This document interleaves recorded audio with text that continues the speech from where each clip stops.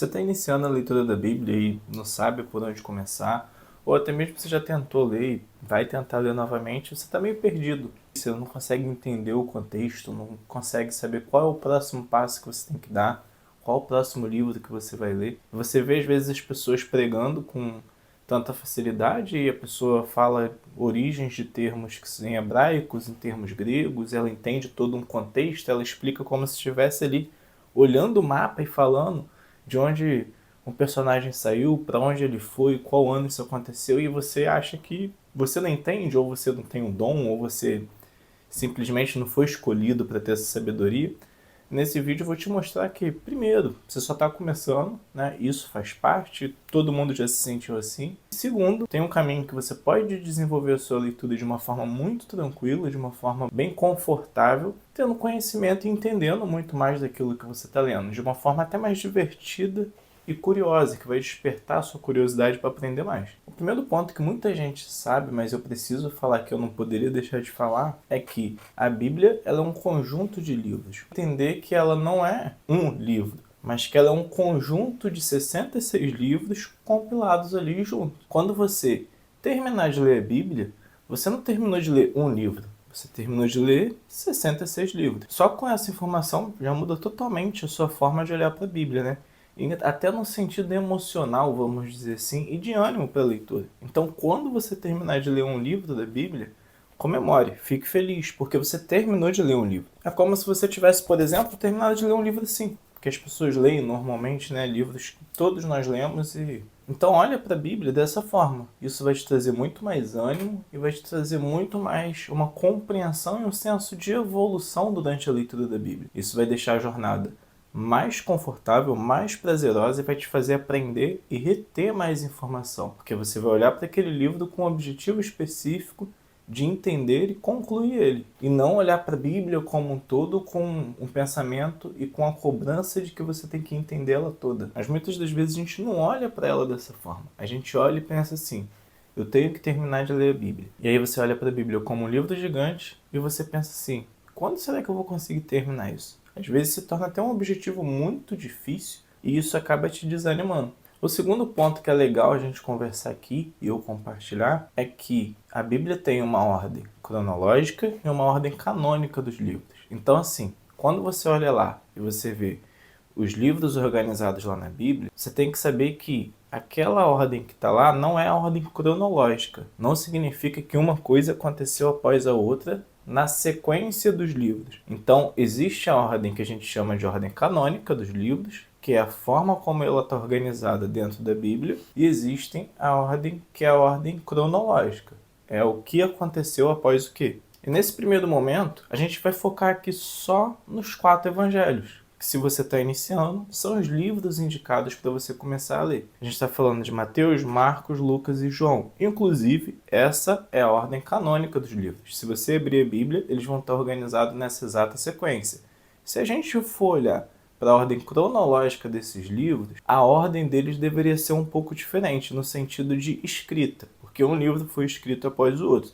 Mesmo que em diversos momentos, os 4 livros relatem algo que aconteceu naquele mesmo ano, naquele mesmo período, mas eles foram escritos em momentos diferentes. Por isso que é importante a gente ter essa clareza. Já a ordem cronológica, caso você queira usar essa ordem para realizar a sua leitura, é Marcos, Mateus, Lucas e João. Outro fator também importante de você saber antes de começar essa leitura e entender é que cada um desses livros ele foi escrito para um público diferente. E isso vai te ajudar a compreender a estrutura do texto que está ali e entender por que Jesus, nesse livro, ele é apresentado de uma forma um pouco diferente do que em outro. Né? Quando a gente fala ali dos 4 evangelhos, você vai observar que cada livro, cada um dos evangelhos, vai focar em pontos específicos ali de Jesus, em características específicas de Jesus, porque cada um deles tem um público diferente, vamos dizer assim. Então ele quer comunicar a essência de Jesus para aquele público. Quando a gente pega o livro de Mateus, por exemplo, é um livro que ele foi escrito para os judeus. O público desse livro, os leitores desse livro, seriam os judeus. Então Jesus ele é apresentado como o rei prometido, né? Aquele que veio para cumprir as profecias, cumprir a lei, Então ele vai sempre evidenciar essas características e esses cumprimentos de profecias, cumprimentos de lei, com um pouco mais de ênfase do que os outros livros. Ele também mostra muito o lado de Jesus, que é o lado de mestre, que veio para confrontar os fariseus, justamente por causa desse objetivo, de comunicar a personalidade, as ações de Jesus para os judeus. Então, os valores, vamos dizer assim, focados, né? Os valores ali que ganham ênfase no livro de Mateus são esses. Já se a gente olhar para o livro de Marcos, por exemplo, Marcos ele escreve esse livro, essa carta, para os romanos. Então ele vai ter uma apresentação, vamos dizer assim, uma ênfase em pontos diferentes. Ele mostra muito uma imagem de Jesus que é o Cristo em movimento, né? Um Cristo de ação, um Cristo que está imediatamente fazendo as coisas. Ele é um conquistador que expulsa demônios, que cura as pessoas e um servo obediente até a cruz. Então você percebe que para apresentar Jesus e mostrar Jesus para os romanos, a gente já tem uma visão e um entendimento de que a escrita e a estrutura das palavras que vão estar ali, as frases, os valores evidenciados, são um pouco diferentes dos valores utilizados por Mateus para poder apresentar Jesus para os judeus. São públicos diferentes, isso exige uma comunicação diferente. Significa que o livro mudou, vamos dizer assim, o Jesus que foi apresentado?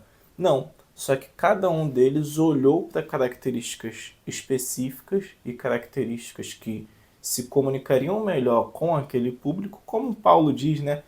Se fazer de louco para conquistar os loucos, vamos dizer assim. Ele olhou para o público para poder comunicar e escrever de uma forma eficiente para aquele público entender. Já o livro de Lucas, por exemplo, ele foi escrito para Teófilo, que era um gentil, ou seja, também ali tem uma linguagem um pouco diferente dos demais livros.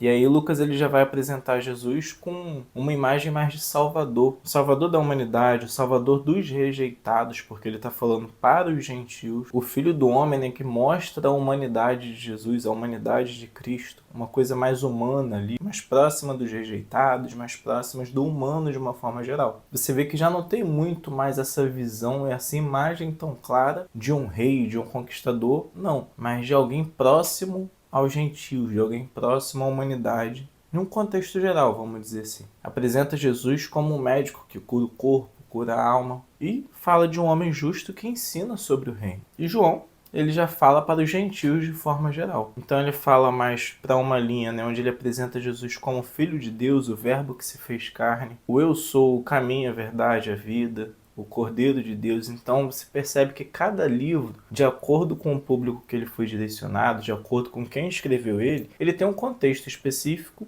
e esse contexto é importante para você entender qual foi o objetivo desse livro. E aí quando você vai realizar a leitura olhando quem escreveu, para quem foi escrito e o contexto, fica muito mais fácil de você entender o que está sendo dito ali. Não só pegar um texto fora de ordem, um texto ali, tirar ele daquele contexto e às vezes ficar usando como pretexto para coisas que não tem nada a ver. Então, além dessa parte que eu comentei, de você olhar para a Bíblia, né, como livros separados, entender que cada livro que você concluir a leitura é uma conquista, é uma evolução, você está crescendo, você está aprendendo mais, você concluiu a leitura de um livro e não de uma parte. Não veja do tipo, você terminar um livro da Bíblia e não terminar a Bíblia toda como uma falha. E uma pessoa que conclui a leitura de qualquer livro conta isso como um crescimento, existe uma recompensa emocional sobre isso. E é assim que você tem que enxergar. Cada livro da Bíblia é um livro, possui características diferentes. A minha dica para você é ter essa mentalidade, é olhar para os livros como livros separados, entender eles como livros separados, com objetivos diferentes, escritos para um público diferente, e olhar com essa visão mais isolada daquele livro, mas entender qual é o contexto daquele livro. Isso vai te ajudar pra caramba a entender o que está escrito ali, o porquê que foi escrito, para quem foi escrito, e vai te trazer uma compreensão muito maior da Bíblia. As minhas dicas, né, para você que está iniciando a leitura da Bíblia, é ter essa visão de que cada livro é uma vitória, e você também ter essa visão de que existe um contexto por trás da escrita daquele livro, que se você souber antes de iniciar a leitura do livro, vai te guiar durante a leitura do livro e construir um entendimento muito maior e muito mais claro daquilo que está no livro. E se você tem dificuldade de entender o que está escrito nos livros, se você tem uma leitura que às vezes é muito lenta, isso te atrapalha. E tem um método, que o nome do método é Método 1000, e ele te ajuda a multiplicar a sua velocidade de leitura, te ajuda a ter mais compreensão durante a leitura, te ajuda a reter melhor a informação. Se você quer entender um pouco mais como funciona esse método, eu deixei o link dele aqui embaixo e tem um vídeo explicando como ele funciona. Eu te vejo no próximo vídeo, um abraço e não deixe de se inscrever.